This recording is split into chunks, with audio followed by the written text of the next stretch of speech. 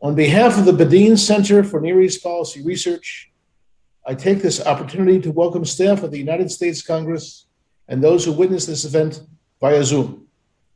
The context is UNRWA, the United Nations Relief and Works Agency, which runs 59 temporary refugee facilities since 1948 for descendants of Arabs displaced in 1948.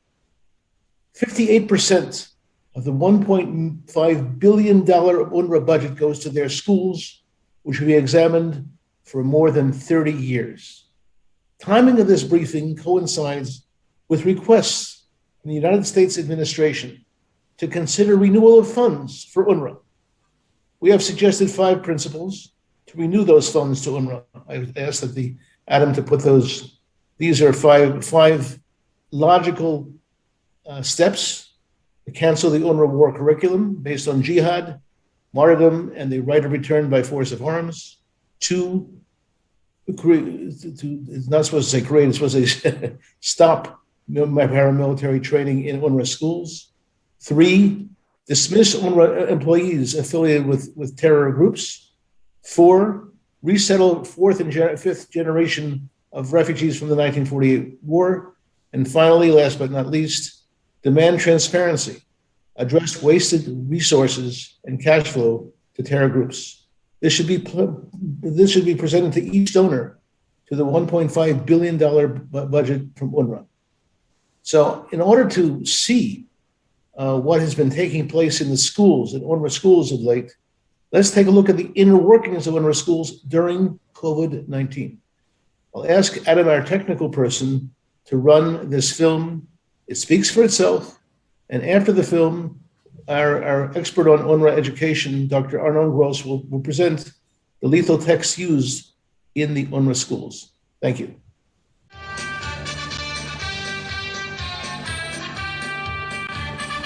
UNRWA is the United Nations Relief and Works Agency. Its school system encompasses more than 400 facilities in Gaza, the West Bank, and Jerusalem. The system garners 58% of the $1.5 billion budget of UNRWA and proclaims that it educates refugee children to follow principles of nonviolence and conflict resolution in a peaceful manner. However, our monitoring of UNRWA during the COVID-19 pandemic shows the opposite. السلام عليكم ورحمة الله وبركاته. أهلا ومرحبا بكم طلابي الأعزاء في مدرسة ذكور الشاطئ الإعدادية باء وطلاب الصف السابع في منطقة غرب غزة التعليمية وفي قطاع غزة ككل. معكم المعلم رأفت عوض لنشرح سويا ونستكمل شرح البطاقات التعلمية التي أصدرتها دائرة التعليم في الأونروا. Online UNRWA education delegitimizes Israel and glorifies those who die or kill others in the name of jihad.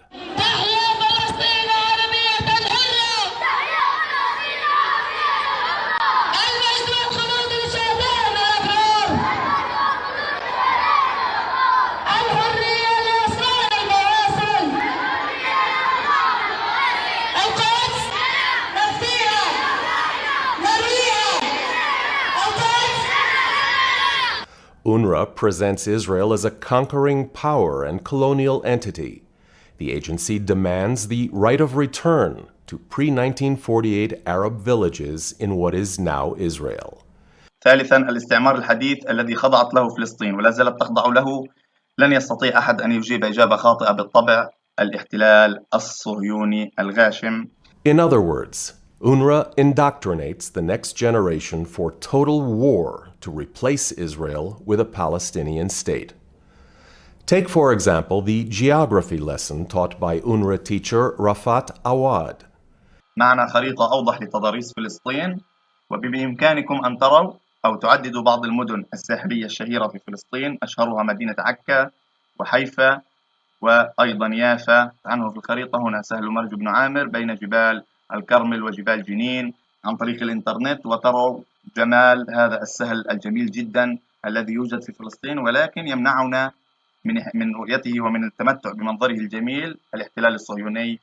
He teaches from a school book that bears the UNRWA logo and presents maps that omit the state of Israel. أولا نحدد على خريطة فلسطين المدن التالية. مدينة القدس تقريبا في هذه المنطقة، مدينة غزة كلكم تعرفونها هنا، مدينة بئر السبع هنا في جنوب فلسطين. Such a map is not only an instrument to establish boundaries, it presents territorial demands that incorporate the right of return as the main weapon of delegitimization. مرحبا، أنا غزل أبو كلو كي 3. اليوم سنتعرف على أسماء المدن الفلسطينية. القدس، صفد، حيفا، عسقلان. باي. أنا من بئر السبع. أنا من يافا. أنا من فلوجة. أنا من المسجد. أنا من اللد. From here, the path to rebellion is a very short step indeed. تقدموا تقدموا، كل سماء فوقكم جهنم، وكل أرض تحتكم جهنم. تقدموا، يموت منا الطفل والشيخ ولا يستسلموا. The denigration of Israel as an enemy of Islam and the Palestinians is a motif that repeats itself in all school books and lessons in online UNRWA education. Here, a teacher explains the so-called intention of the Zionists to set the Al-Aqsa Mosque ablaze and destroy it. الهدف الثاني، يعلل الطالب إقدام الصهاينة على حرق المسجد الأقصى بتاريخ 21 آب 1969. رأينا إحراق المسجد الأقصى في عاصمة فلسطين القدس في دولة فلسطين.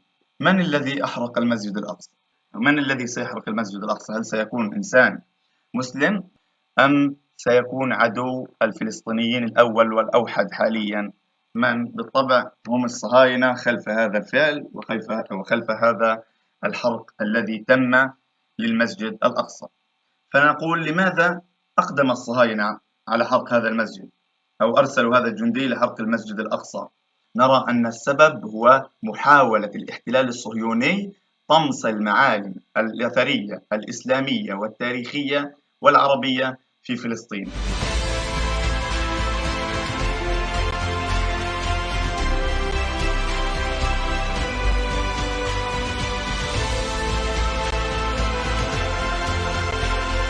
Has the time not come for UNRWA donor nations to condition funding on an end to such indoctrination and instead to stress education for peace?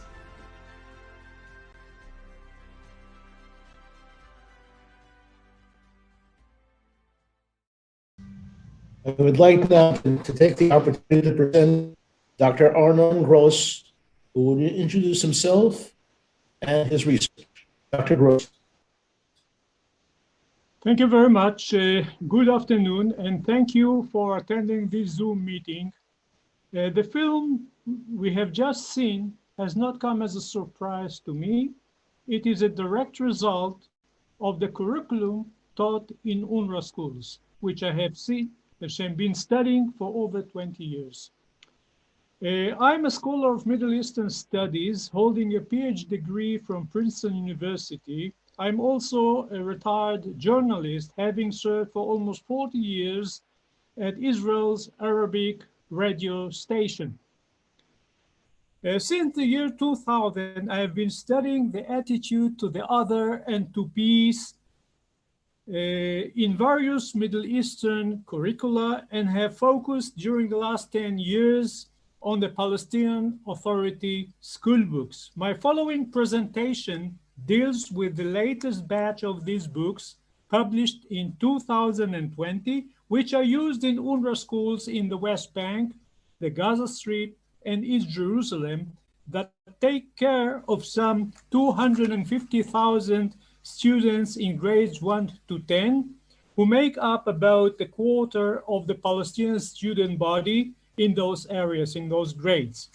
The use of these books is problematic, since they contain material negating UN values by delegitimizing the existence of the State of Israel, a full member of the United Nations organization, and demonizing both Israel and the Jews, and advocating a violent struggle for the liberation of Palestine in its entirety, rather than a peaceful solution and coexistence with Israel.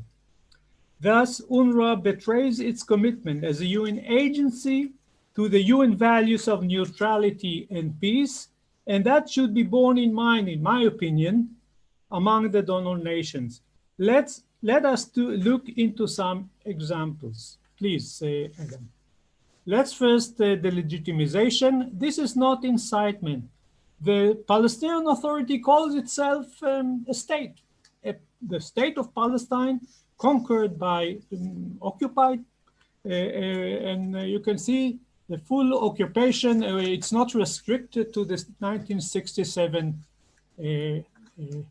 lines. You can see it over here, the state of Palestine. Next, please. Palestine is the only country in this region. As you can see here, it's a lesson called Palestine, Arab, and Muslim. And you can see for yourselves the country in one color, which is with the name Palestine next to it, and the Palestinian flag is found upon it. Next, please. A map of the Levant, and this is Palestine. Israel does not exist. Syria, Lebanon, Jordan, and Palestine. Next, please. The name Israel is omitted. Israel, they used to write in former books that Israel kills our children and so on, and now there is no Israel, only the Zionist occupation.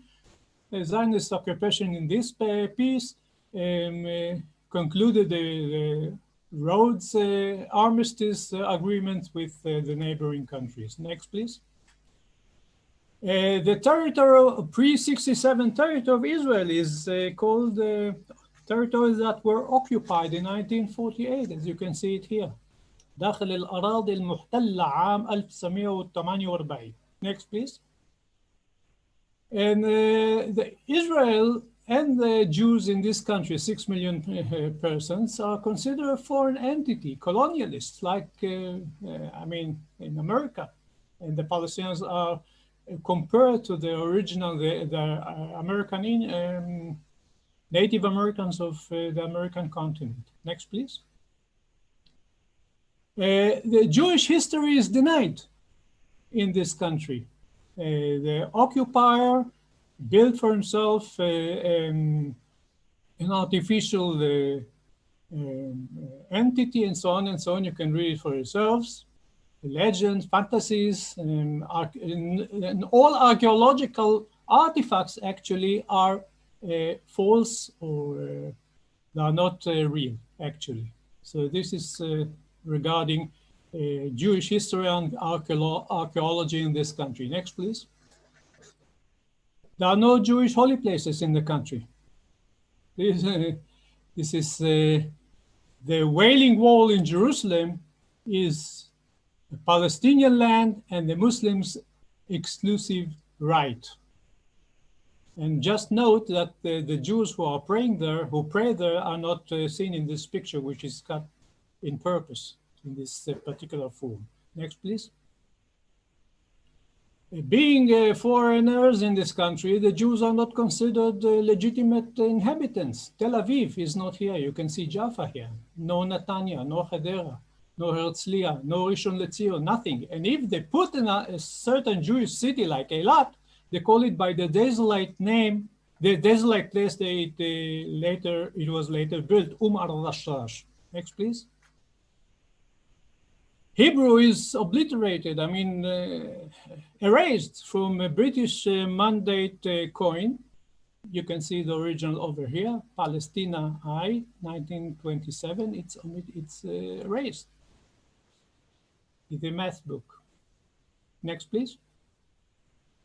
Jerusalem was founded by Arabs, and it's holy and sacred to Muslims and Christians. Jews are not involved, according to Palestinian textbooks. This grade 3 textbook. Next. And you can see the huge gap between the Jebusites, I mean, like 1000 BC, and the Romans, 0, I mean, 1 AD. A huge gap of 1,000 years, which is Jewish history in that city. Next, please. Demonization. You can see demonization by way of self-victimization, a letter of a Palestinian girl to children of the world. They have murdered my childhood, they slaughtered my childhood, they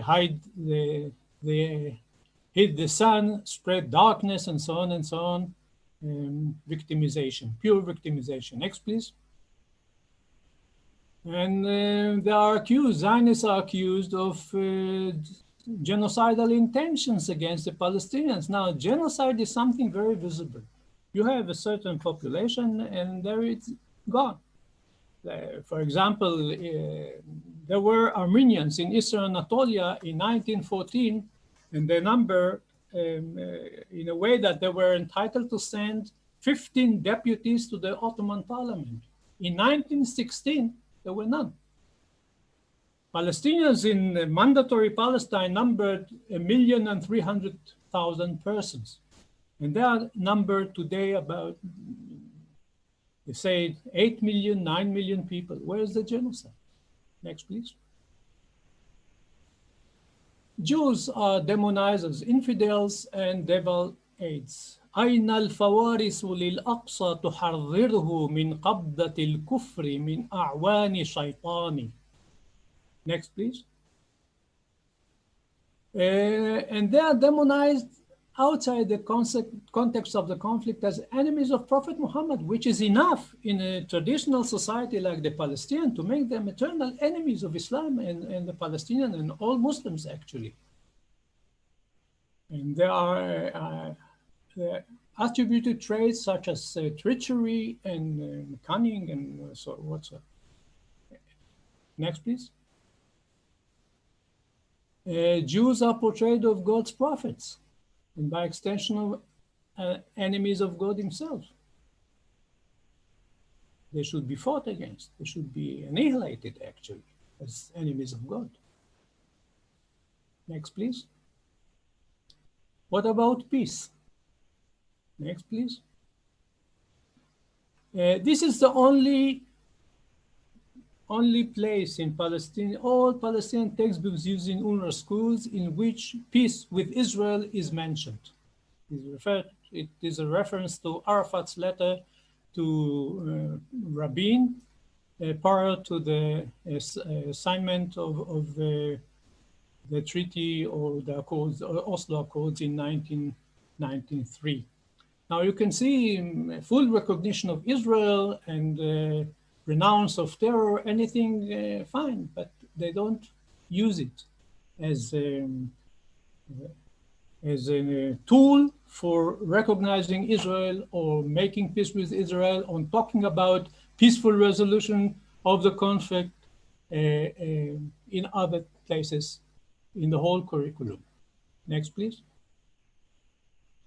This is the Palestinian Authority's national anthem. It's full of violence, volcano of my revenge, weapons fire, and there is a direct instigation or violent action. I shall live as a Fidai. Fidai is a member of the Palestinian armed organizations. I will live as a Fidai, I shall continue as a Fidai, and I shall die as a Fidai. This is incitement to violence in Palestinian school books used in UNRWA schools. Next, please. This is how it is shown to first graders. Next, please. And it's not limited, the struggle for liberation is not limited to the 67 lines or the West Bank and Gaza. It includes Jaffa and Haifa as well. We have carried the ember of the revolution to Haifa, to Jaffa. So this is part and parcel of the liberation process. Next, please. And this is a language exercise. It would be appropriate for Jaffa to return to Al-Basan. Next, please. This is an artifact sold to tourists in Bethlehem, and it says Free Palestine, and you can see very clearly that there is no room for Israel in Free Palestine. So it's a book from 2020, grade 3. Next, please. And the return of the refugees or their descendants to Israel is not a return to Israel and living in peace with their neighbors, as it is said in the 194 resolution of the UN. They are going to liberate that part in order to return to it with the Palestinian flag. Next, please. And this is as well, they are going to return to a sovereign homeland, namely Palestine. There will be no Israel when they return. Next, please. Terror is part and parcel of the liberation process. You can see here for yourselves. Let's read it together. And it's a 4-page lesson in grade 5. That was a huge terrorist operation in 1978 against an Israeli civilian bus. Over 30 Israelis were killed, murdered, actually. And the text says, it speaks for itself. In front of our Palestinian history, replete with many names of martyrs. And among them is the martyr Dalal al-Mughrabi. This is this lady. And this is it. Terror is part and parcel of everything here. Next, please. This is a very explicit reference to the question, what should be done with the surviving Jews after the liberation of Palestine? This is a poem for grade 3. And I shall sacrifice my blood in order to water the land of the noble ones and remove the usurper, that is Israel, from my country, and to exterminate the foreigners, defeated remnant. They sing it in class. Can you just open it for us, please, Adam? Yeah.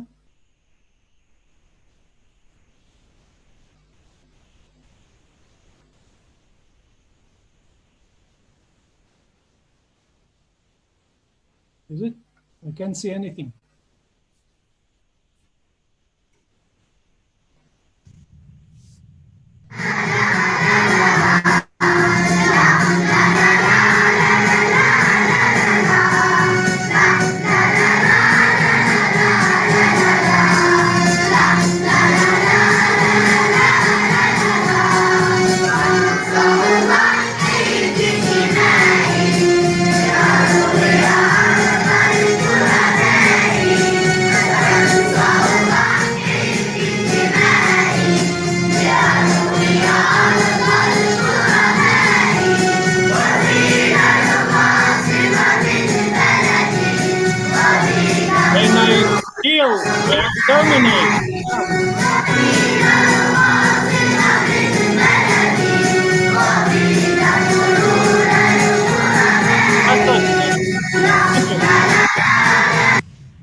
Thank you. You saw it for yourself. Can I return to my Adam? Yeah. Well, important note. This is the book from 2019, the latest and last one. In 2020, they abolished it. They replaced that poem with another one. And I asked myself a question, do our efforts begin to bear fruit? Because there have been some changes, and this is one of them. I think the best change I've seen. Let's move over to the conclusions. Adam, please, next. The Palestinian Authority textbooks used by UNRWA in its schools delegitimize the existence of the State of Israel, a full member state of the United Nations organizations, and the very presence of its 6 million Jewish citizens in the country. The peer school books used by UNRWA demonize both Israel and the Jews to the point of sheer anti-Semitism. These very books never advocate a peaceful solution to the present Israeli-Palestinian conflict, Instead, they call for a violent struggle for liberation, which is not limited by the 67 lines and in which terror plays a central part. Being a UN agency, UNRWA is committed to neutrality and peace, but its use of such school books contradicts that commitment and makes UNRWA a full accomplice in the PA anti-Semitic indoctrination.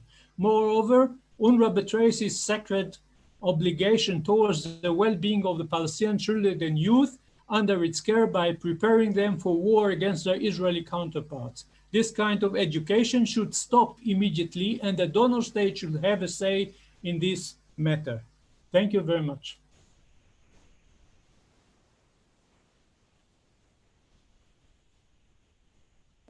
Thank you, Dr. Arnon Gross. And it's very important to understand the implications of what Dr. Gross is saying. It's the donor nations that make these decisions. Our agency has had 6 meetings with the Office of the Secretary General of the United Nations, who defers to the donor nations. And if the United States again becomes a donor nation, it speaks for itself. I'd like to introduce another expert, Jonathan Olivi, who will speak for himself and introduce himself. Please, Dr. Olivi. Hi, my name is Jonathan Olivi. I'm a retired lieutenant colonel in the IDF. Used to work with the Israeli intelligence, military intelligence for almost 20 years. After I retired, I continued to do intensive research on the Palestinian affairs and also Islamic radicalism in the Middle East and in North America, and specifically in Canada. I've been doing research and gathering information on UNRWA and Hamas influence in UNRWA schools. And these findings about the schools and the indoctrination in these schools in the Gaza Strip does not come in surprise to anyone. Hamas, with its organizations, work freely in UNRWA schools in the Gaza Strip. And we can even say that Hamas took over of these organizations from within with its staff, with people who affiliated with Hamas. Just a very glaring example for that, it's one of the leading members of the employees sector in UNRWA schools, who used to be the head of the Arab Employees Union for many years. In the 2 years ago, he was elected to a member of the political bureau of Hamas, which is the leadership of Hamas in the Gaza Strip and elsewhere. So, and we in our research found that there are some of the leading members of the UNRWA in UNRWA schools, employees in UNRWA schools, like principals and educators, etc., were affiliated and even members of terrorist organizations, including Hamas, the Islamic Jihad, and the Popular Committees and other Palestinian terrorist organizations. The position taken by the sector, the employees sector union of UNRWA in Gaza, UNRWA schools in Gaza, is taking very harsh position against Israel and publicly support the jihad and the armed struggle against Israel to liberate Palestine. And when they say Palestine, they mean the entire state of Israel. And also we could find statements against the Jews, anti-Semitic statement on the social media. Hamas is operating freely in UNRWA schools, and that's being accomplished by what is called in Arabic Al-Qutla Al-Islamiyya, which is the Islamic bloc. This is the youth arm of Hamas. And what they do is very simple. They bring guides from university, and they are being appointed to be the Amir, the guide of this organization, this Hamas group in school. They organize and mobilize the students, and the pattern is repeat itself. They organizing activities with the students, And the end goal is to bring them to the mosque to pledge allegiance to the Muslim Brotherhood movement and later to Hamas. They become activists with Hamas. And we saw in our research that many of them, after 2, 3, 4 years, found themselves as an operatives of Al-Qassam Brigade, which is the military or terrorist wing of Hamas. These activities inside UNRWA schools, in some cases, in many cases, are directly affiliated with Hamas, like commemoration of the death of Ahmad Yassin, the founder of Hamas, and other events that also affiliated with the goals and of the Islamic movement. It's not only Hamas is operating in school, also the Islamic Jihad with a parallel organization, the youth organization of the Islamic Jihad, and we could see that they working with cooperation and consent of the principals in schools. So it's not done. It's not a clandestine activity, behind the scene, etc. No, it is approved by the principal, in many cases approved by the principals themselves, and they are welcoming these activists to connect and mobilize the students. So the problem is 2 layers. One is the indoctrination, and the second one is the freedom of the Hamas to operate in UNRWA schools. Thank you very much, Jonathan Halevi. Jonathan has been working with us for 20 years. You can see our website, israelbehindthenews.com. See the work on the subjects of that Dr. Gross and Jonathan Halevi have been discussing, the curriculum, all schools, and ironically, we were able to get the school books after a request we made of Yasser Arafat, who said that they would be filled with peace. I'd like to now entertain questions that congressional staffers might have, and we'd like to call on them first, people who would just raise your hand so we can see who you are, and we'll recognize you for a question, please. Adam, I don't see all the questions, so perhaps you see the questions in front of you there. Okay, now we did receive a question on the chat. Why not have UNRWA be replaced by the UN High Commission of Refugees? Well, what we have suggested, we've been working on our agency, the Center for Near East Policy Research, recently renamed the Bedein Center for Near East Policy Research from my brother, has been working on this for 30 years. And all of our suggestions to make a change to the High Commission of Refugees have been rejected because the General Assembly will not accept it. However, the good news is that UNRWA is free to adopt new principles if the donor nations would request. And if the donor nations to UNRWA were to request that UNRWA start allowing people who live in refugee camps to leave refugee camps, to be rehabilitated, to go into better humanitarian situations, nothing would stop that.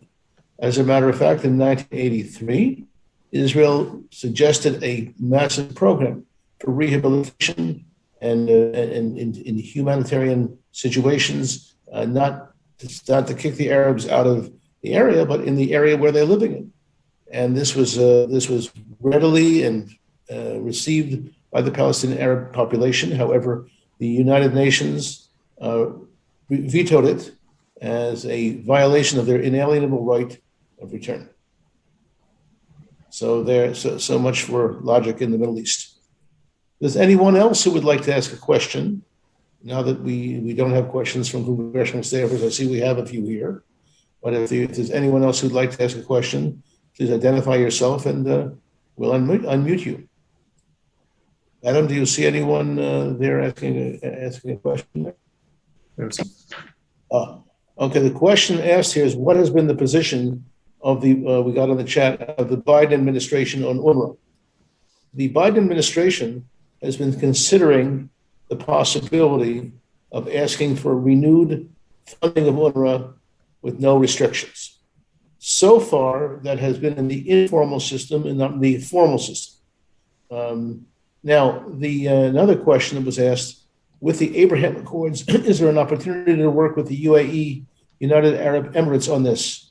And the questioner says, it's my understanding that the UAE, the United Arab Emirates, has withdrawn its support for UNRWA. That is correct. Our agency issued no less than 10 reports about the UAE support for UNRWA, and that influenced, we think, the UAE decision, because you really can't stand on two weddings. On the one hand, to support a peaceful solution and to stop terrorism. On the other hand, to be UNRWA until 3 months ago, the United Arab Emirates was the leading donor to UNRWA in the Arab world. Well, no more. And basically, it was from our sources in the UAE said that they wanted to establish more of a how shall I say, credibility with Israel, and that's exactly what happened. Now, someone asked a very important question. Will UNRWA change its policy if the U.S. conditioned funding on the changes that we suggest? There's no question about it that money talks, and that if the United States were to lead a process to change policy as a condition, for example, the curriculum that Arnon has presented, which is, by the way, a new curriculum from the last 4 years. We've been getting all the UNRWA school books ever since the Palestinian Authority decided to issue its own books on August 1st, 2000. And there was a wish that it would go even further, but it has gone further in the opposite direction of peace. If the enlightened countries of the world that give money to UNRWA to say, we're not going to give you money so long as you continue this curriculum, it would obviously infect them. No country in the world has done so. The opposite has happened. The nation that is now the leading funder of UNRWA is Germany. And I flew to Germany together with Dr. Gross and with the Rabbi Abraham Cooper of the Wiesenthal Center. We met with 6 political parties of Germany. And after we left, they doubled their funding. Germany doubled their funding. I don't see any Jewish or non-Jewish organization standing up to Germany and saying, 76 years after Auschwitz, is this the kind of education you're supporting? And again, supporting it with no restrictions. Now, someone else sent in a question. There have been reports that European countries and Arab countries are cutting their support to UNRWA. We haven't seen any documentation of such. There have been discussions in the European Parliament, but not in the European Union. They must distinguish between the European Parliament, which is a parliament for free discussion and very sympathetic to this issue, but the European Union is now the number 3 supporter of UNRWA after Germany and the UK.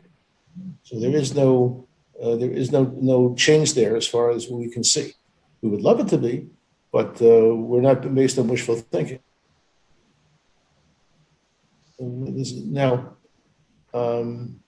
the question was also asked: is UNRWA still employing Hamas? Well, here's the way it works. The Hamas organization runs a slate of candidates to run the Teachers Association and the Workers Association, and they receive more than 90% of the votes every 3 years. So the influence is very clear. Now, UNRWA is not supposed to engage the services of any member of Hamas. Congressman Chris Smith, and I believe, if I'm not mistaken, the Congressman Brad Sherman, if I'm not mistaken, worked on legislation to make sure that wouldn't happen. However, the Hamas slate, which runs the Workers Association and the Teachers Association, continues to do so, and they have tremendous influence.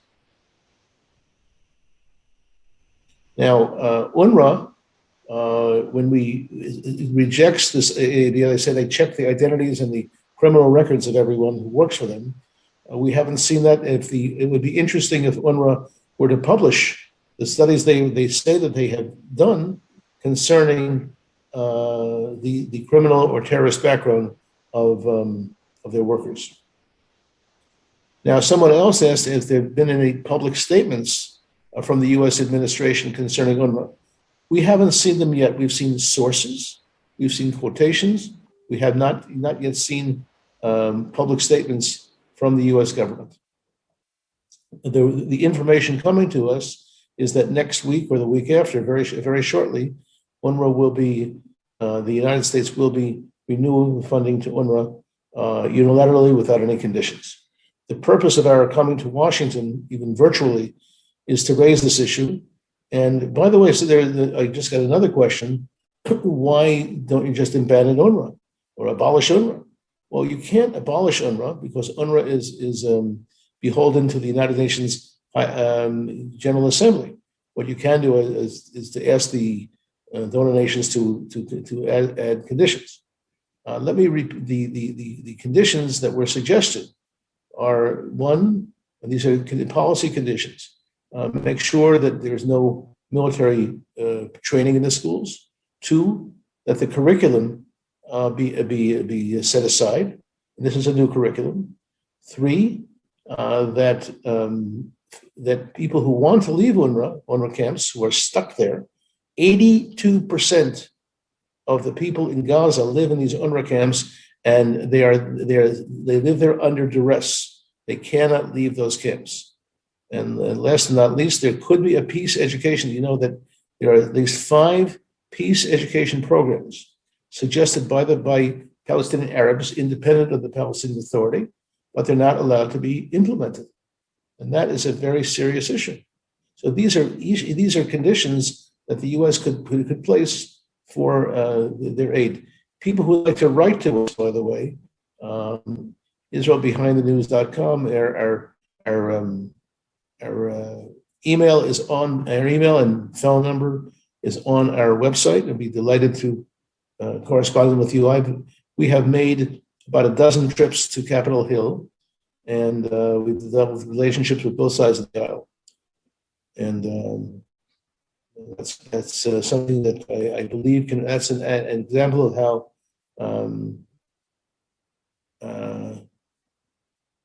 how democracy can work.